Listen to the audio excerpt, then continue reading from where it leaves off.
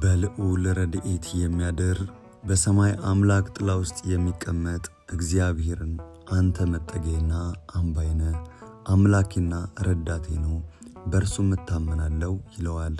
እርሱም ከአዳኝ ወጥመድ ከሚያስደነግጥም ነገር ያድነኛል። በላባዎቹ ይጋርድሃል፣ በክንፎቹም በታች ትተማመናለህ። እውነት እንደ ጋሻ ይከብብሃል።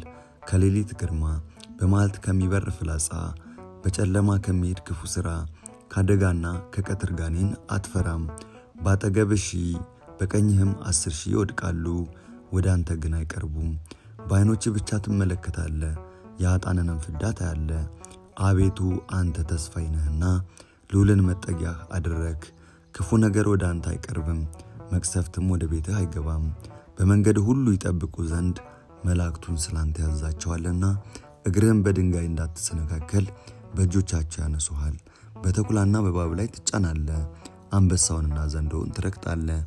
በእኔ ተማምኗልና አድነዋለሁ፣ ስሜንም አውቋልና እጋርደዋለሁ።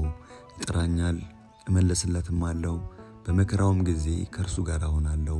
አድነዋለሁ፣ አከብረውማለሁ፣ ረዥም ዕድሜንም አጠግበዋለሁ፣ ማዳኔንም አሳየዋለሁ። አሜን።